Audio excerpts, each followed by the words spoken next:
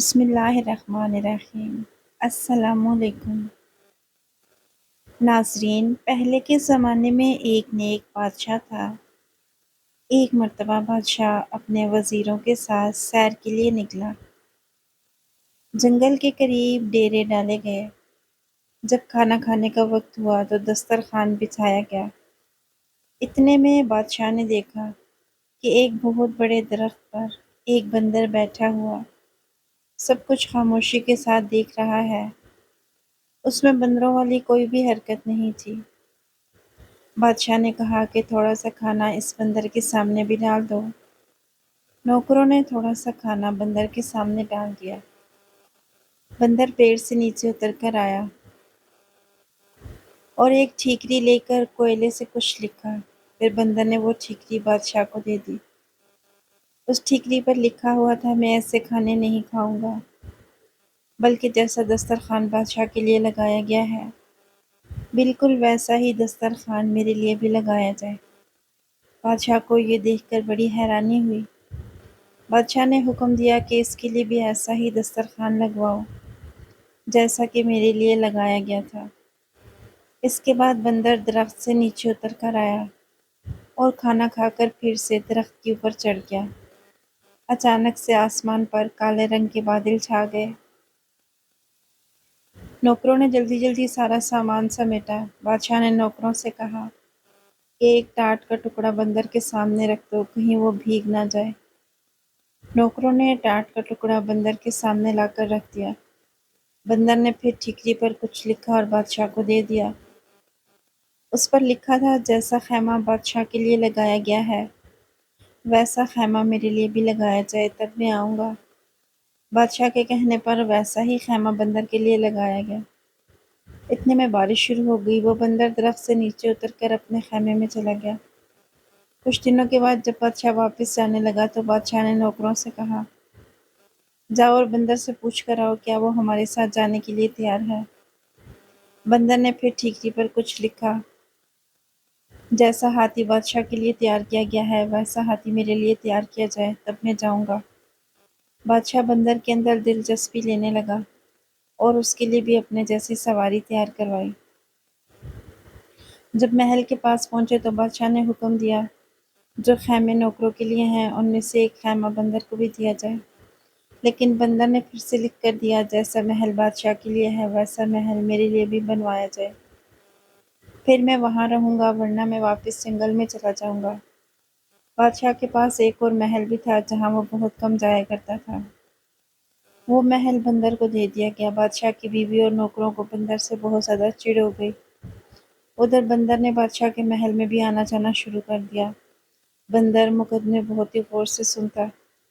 جب بادشاہ کوئی غلط فیصلہ لینے والا ہوتا تو بندر بادشاہ کے ہاتھ سے فوراً کاغذ کو لے کر پھاڑ دیتا اور قلم سے صحیح فیصلہ لکھ کر بادشاہ کے ہاتھ میں دے دیتا۔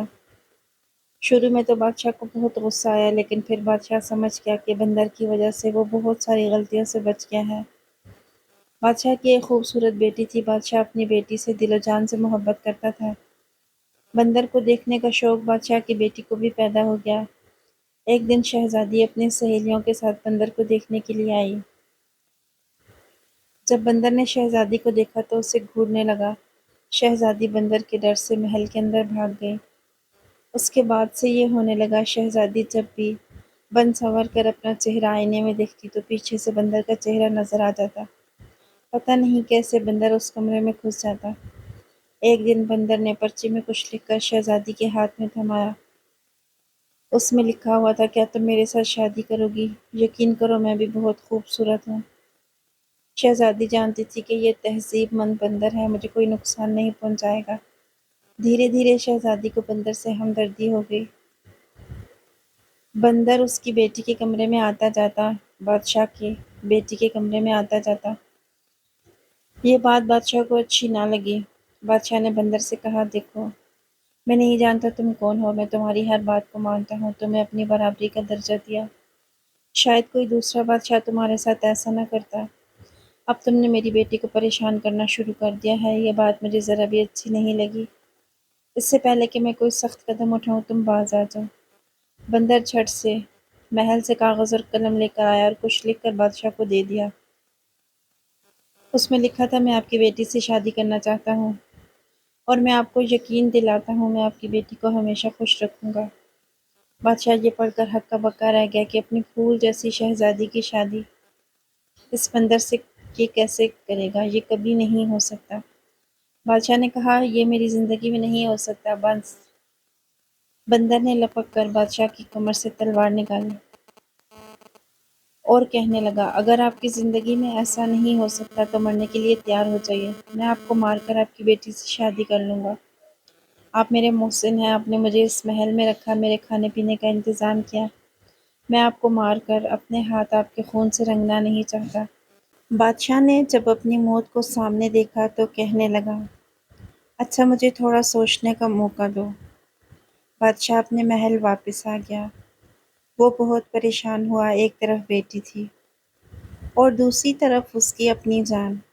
ساری رات ٹہلتے ہوئے اس نے پریشانی میں گزار دی، لیکن اپنی بیوی کو کچھ نہیں بتایا۔ وہ جانتا تھا کہ جیسے ہی اس کی بیوی کو پتہ چلے گا، وہ ہنگامہ کھڑا کر دے گی۔ صبح ہونے تک بادشاہ فیصلہ کر چکا تھا کہ وہ اپنی جان دے دے گا مگر اپنی بیٹی کی شادی بندر سے کبھی نہیں کرے گا۔ بادشاہ کچھ نصیحتیں کرنے کے لیے اپنی بیٹی کے پاس گیا کہ بیٹی، کل کلاں کو اگر مجھے کچھ ہو جائے تو تمہیں اپنی ماں کو کیسے دیکھنا ہے اور سلطنت کو کیسے سنبھالنا ہے؟ شہزادی نے آنکھوں میں آنسو بھر کر کہا، ابا جان، آپ یہ کیسی باتیں کر رہے ہیں؟ اللہ تعالیٰ آپ کی عمر میں برکت عطا کرے۔ بادشاہ نے کہا، میری بیٹی، وہ بندر میرے پیچھے پڑ گیا ہے اور مجھ سے کہتا ہے کہ میں اس کی شادی تم سے کرا دوں ورنہ وہ مجھے جان سے مار دے گا۔ یہ تو ناممکن ہے کہ میں تمہاری شادی اس سے کرا دوں۔ تمہاری ماں نے اس کے قتل کے کئی بار منصوبے کیے لیکن وہ ناکام رہی۔ وہ بندر آج بھی زندہ پھرتا ہے۔ بادشاہ کہنے لگا، میں جا کر بندر کو صاف صاف بتا دیتا ہوں کہ میں تمہاری شادی اپنی بیٹی کے ساتھ کبھی نہیں کر سکتا۔ اس کے بعد شاید وہ مجھے مار دے۔ تم اپنی ماں کے ساتھ تہہ خانے میں جا کر چھپ جانا اور اس وقت تک باہر نہ نکلنا جب تک وہ بندر یہاں سے چلا نہ جائے۔ شہزادی نے کہا، ابا جان، آپ کی جان اتنی بیکار نہیں۔ آپ صرف میرے والد ہی نہیں، اس سلطنت کے بادشاہ بھی ہیں۔ آپ جا کر بندر سے میرے رشتے کے لیے ہاں کر دیں۔ آخر کار شہزادی نے جیسے تیسے اپنے باپ کو منا ہی لیا۔ بادشاہ نے بندر کو اپنی رضامندی بتائی تو بندر نے کہا کہ آپ شادی کی تیاری شروع کر دیں۔ ملکہ کو جب یہ بات معلوم ہوئی تو اس نے سارا محل اپنے سر پر اٹھا لیا۔ نکاح والے دن بادشاہ نے ملکہ کو ایک کمرے میں بند کر دیا اور شہزادی کا نکاح بندر کے ساتھ کر دیا۔ شہزادی رخصت ہو کر بندر کے محل میں چلی گئی۔ اگلے دن جب شہزادی محل واپس آئی تو بہت زیادہ خوش تھی۔ ملکہ نے جب یہ دیکھا تو حیران رہ گئی۔ ملکہ بولی، بیٹی، تم اس بندر کے ساتھ اتنی خوش ہو؟ شہزادی بولی، ہاں، میں بہت خوش ہوں۔ شہزادی دن میں اپنے باپ کے محل میں رہتی اور رات کے وقت وہ بندر کے پاس اس کے محل میں چلی جاتی۔ ایک بار رات کے وقت ملکہ نے نوکرانیوں والا لباس پہنا اور بندر کے محل میں چلی گئی۔ شہزادی کے کمرے کا دروازہ بند تھا۔ ملکہ نے دونوں کی باتیں سننا شروع کر دی۔ اندر سے کسی مرد کے بولنے کی آواز آ رہی تھی۔ ملکہ نے تالے کے سوراخ سے اندر جھانکا تو دیکھا شہزادی ایک بہت ہی خوبصورت نوجوان کے ساتھ بیٹھی ہے اور وہ شہزادی کے ساتھ باتیں کر رہا ہے۔ یہ دیکھ کر ملکہ حیران ہو گئی اور سوچنے لگی، اچھا، اسی لیے میری بیٹی اس کے ساتھ اتنا خوش ہے۔ جب ملکہ واپس جانے لگی تو اس کو ایک طرف بندر کی کھال نظر آئی۔ ملکہ سوچنے لگی، اتنی موٹی کھال بندروں والی، یہ اپنے اوپر پہن کر بھلا کیوں رکھتا ہے اور بندر بنا کیوں پھرتا ہے؟ اگر میں اس کھال کو جلا دوں تو پھر یہ کبھی بھی بندر نہیں بنے گا۔ یہ سوچ کر وہ بندر کی کھال اٹھا کر اپنے محل میں لے آتی ہے اور اس کھال کو آگ لگا دیتی ہے۔ جیسے ہی ملکہ نے بندر کی کھال کو آگ لگائی، شہزادے کو جسم میں جلن محسوس ہونے لگی۔ شہزادہ بچاؤ بچاؤ کر کے غائب ہو گیا۔ شہزادی اپنے والد کے محل میں واپس آئی تو دیکھتی ہے کہ اس کی والدہ نے بندر کی کھال کو آگ لگا دی تھی۔ شہزادی نے جلدی جلدی وہ آگ بجھائی۔ شہزادی کو پتہ چل گیا تھا کہ یہ اس کی ماں کا کارنامہ ہے۔ وہ رو کر کہنے لگی، ہائے اماں جان، آپ نے میرا سہاگ اجاڑ دیا۔ آخر کیا دشمنی تھی آپ کی مجھ سے؟ اس کی اماں نے کہا، بیٹی، مجھے کیا پتا تھا، میں نے سوچا اگر میں وہ بندر والی کھال جلا دوں گی تو وہ بالکل نوجوانوں کی طرح میرا جمائی راجا بنا رہے گا۔ شہزادی نے کہا، امی جان، میں نے آپ سے کہا تھا نا مجھے میرے حال پر چھوڑ دیں۔ اب آپ کو ٹھنڈ پڑ گئی۔ ماں شہزادی کی باتوں کو سن کر پریشان ہوئی۔ جب بادشاہ کو پتہ چلا تو اس نے نوکروں کو بھیجا، لیکن کہیں سے بھی بندر کی کوئی خبر نہ ملی۔ اب شہزادی نے چوگن والے کپڑے پہن لیے اور شہزادے کی تلاش میں نکل گئی۔ جنگل جنگل، صحرا صحرا وہ بھٹکتی پھرتی رہی۔ اس کے پاؤں میں چھالے پڑ گئے۔ شہزادی کا رنگ روپ پوری طرح سے بدل گیا۔ ایک رات شہزادی اسی جنگل میں پیڑ کے نیچے بیٹھی تھی۔ اس پیڑ کے اوپر چکور اور چکوری بیٹھے تھے۔ وہ آپس میں باتیں کر رہے تھے۔ شہزادی ان کی باتیں سن رہی تھی۔ چکور دراصل ایک پرندہ ہوتا ہے۔ چکور نے چکوری سے کہا، کیا بات ہے؟ تو اتنا پریشان کیوں ہے؟ چکورے نے کہا، کیا بتاؤں، یہاں سے یورپ کی طرف ایک شہزادہ ہے۔ اس کے لیے پریشان ہوں۔ اس کے سارے جسم پر بڑے بڑے آبلے پڑ گئے ہیں۔ وہ سو بھی نہیں سکتا۔ سارے طبیب اور حکیم اس کا علاج کر کے ہار گئے۔ کوئی بھی اس کا علاج نہیں کر پا رہا۔ چکوری نے پوچھا، شہزادے کی یہ حالت کیسے ہوئی؟ چکورے نے کہا، کسی ظالم نے شہزادے کو جلا کر مارنے کی کوشش کی تھی۔ شہزادے کی جان تو بچ گئی، لیکن اس کا سارا جسم جل گیا۔ چکوری نے کہا، کیا ہمارے شہزادے کا کوئی علاج نہیں؟ چکورے نے کہا، ہے، اگر کوئی ہماری بیٹھیں اکٹھی کر لے اور انہیں سندل کے ساتھ پیس کر 40 دن تک روزانہ صبح و شام شہزادے کو لگائے تو اس کے سارے زخم بھر جائیں گے۔ شہزادی سمجھ گئی کہ یہ میرے شہزادے کے بارے میں بات ہو رہی ہے۔ چکوری چکورا صبح ہوئی تو اڑ گئے۔ شہزادی نے ان کی ساری بیٹھیں اکٹھی کی اور ایک طبیب کے بھیس میں وہ یورپ کی طرف چل پڑی۔ وہاں سے کچھ دوری پر شہزادی کو ایک شہر نظر آیا۔ شہر بہت خوبصورت تھا، لیکن وہاں کی ہر چیز پر اداسی چھائی ہوئی تھی۔ لوگ بھی بہت زیادہ پریشان تھے، لیکن اپنے اپنے کاموں کو انجام دے رہے تھے۔ شہزادی جس سے بھی اس کی پریشانی کی وجہ پوچھتی تو سب بتاتے کہ ان کے شہزادے کی حالت بہت زیادہ خراب ہے۔ شہزادی نے بازار سے سندل خریدا اور دوسری دوائیں لیں اور ضرورت کا کچھ سامان خرید کر شاہی محل پہنچ گئی۔ پہرے داروں سے کہنے لگی، جا کر بادشاہ سے کہو ہمالیہ کی پہاڑیوں سے ایک طبیب آیا ہے، وہ شہزادے کا علاج کرے گا۔ بادشاہ کے پاس پیغام گیا۔ بادشاہ نے کہا، اسے فوراً اندر بلا کر لاؤ۔ بادشاہ نے دیکھا کہ یہ تو ابھی نوجوان ہے، یہ بھلا شہزادے کا کیا علاج کرے گا؟ اتنے بڑے بڑے طبیب اور حکیم جس کا علاج نہ کر سکے۔ پھر بھی بادشاہ نے کہا، تم کیا کر لو گے؟ بڑے بڑے طبیب اور حکیم ہار چکے۔ شہزادی بولی، اگر 40 دن میں شہزادہ ٹھیک نہ ہوا تو جو چور کی سزا ہے وہی میری سزا۔ یہ سن کر بادشاہ نے خوشی سے ہاں کر دی اور شہزادی نے کہا، مجھے شہزادے کے ساتھ والا کمرہ چاہیے تاکہ میں دن رات شہزادے کی دیکھ بھال کر سکوں۔ بادشاہ کے حکم پر شہزادی کو شہزادے کے ساتھ والا کمرہ دے دیا گیا۔ شہزادی نے علاج شروع کیا اور مہینے بھر میں شہزادہ پوری طرح سے ٹھیک ہو گیا، لیکن زخم ابھی تھوڑے کچے تھے، جیسے کہ چکوری اور چکورے نے 40 دن کی بات کی تھی۔ اسی طرح شہزادی شہزادے کی خدمت کرتی رہی اور بادشاہ نے اسے بہت بھاری انعامات دینے کی تیاری کر رکھی تھی۔ لیکن ہوا یہ کہ 40ویں دن شہزادی نے شہزادے کے جسم پر وہ مرہم لگایا اور چپکے سے وہاں سے نکل گئی، اپنے محل کی طرف لوٹ آئی۔ شہزادی نے وہاں سے آنے سے پہلے شہزادی کی انگوٹھی اس سے لے لی تھی۔ وہ شہزادے کی انگوٹھی اپنے ساتھ لے کر والد کے محل واپس آ گئی۔ شہزادے وہاں پر کسی کو بھی یہ معلوم نہیں تھا کہ طبیب چلا گیا ہے۔ شہزادے کی صحت یابی کی تیاری بہت زور و شور سے ہو رہی تھی، لیکن طبیب کا دور دور تک اتا پتہ نہیں تھا۔ شہزادہ بہت پریشان تھا۔ بادشاہ بھی حیران تھا کہ کیسا طبیب تھا اور کیسا حکیم تھا جو بغیر ایک بھی پیسے کا تقاضا کیے ہوئے خاموشی کے ساتھ یہاں سے چلا گیا۔ شہزادہ جب مکمل طور پر ٹھیک ہو گیا تو اس کو اپنی نئی نویلی دلہن کی یاد آئی۔ ایک دن وہ اپنے والد سے اجازت لے کر شکار کے بہانے سے نکلا اور سیدھا اپنے سسرال چلا گیا۔ اس نے شاہی لباس پہن رکھا تھا۔ اس کے ساتھ فوج کا ایک شاہی دستہ بھی تھا۔ نوکروں نے بڑے ہی احترام کے ساتھ اسے محل میں بٹھایا اور بادشاہ کو خبر دی۔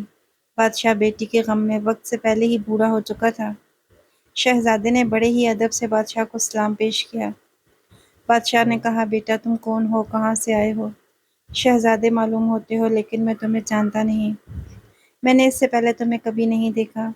شہزادے نے کہا اے میرے محسن، آپ مجھے بھلے نہیں جانتے لیکن میں آپ کو بھول نہیں سکتا، میں آپ کو اچھی طرح جانتا ہوں۔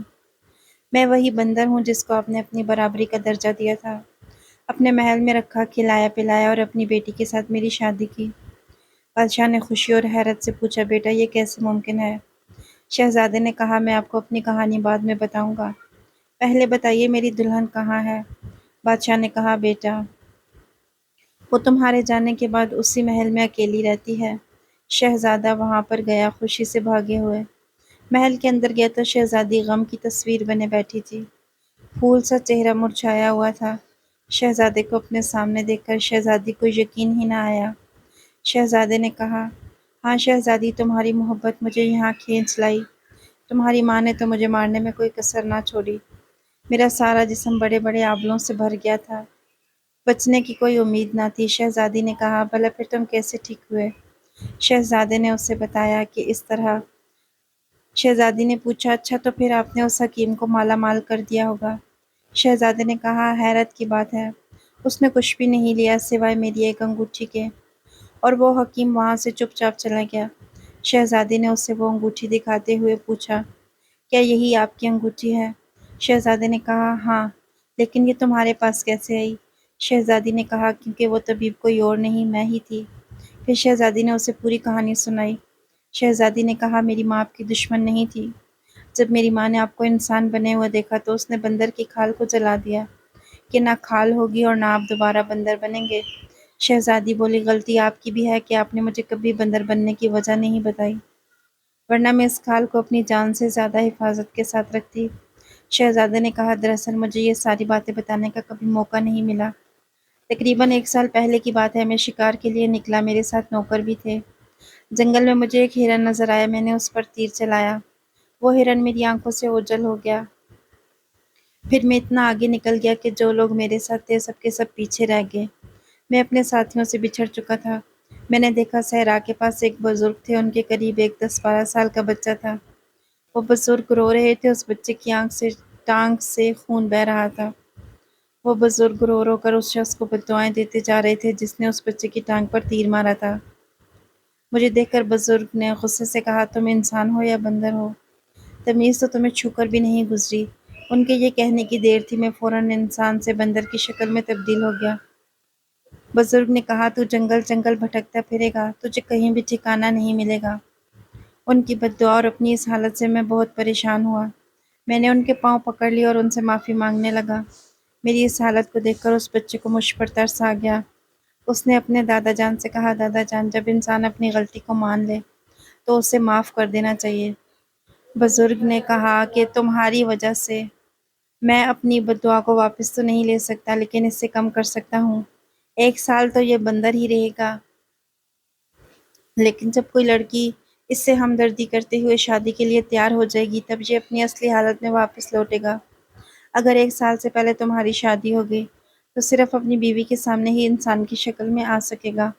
مجبور ہو کر میں وہاں سے واپس آ گیا، میرا کوئی اور ٹھکانہ نہیں تھا، 6 ماہ تک جنگل میں بھٹکتا رہا، اس کے بعد میری ملاقات جنگل میں تمہارے والد سے ہو گئی اور وہ مجھے اپنے ساتھ محل لے آئے اور بادشاہ نے تمہاری شادی مجھ سے کروا دی، آگے کی ساری باتیں تم اچھی طرح جانتی ہو۔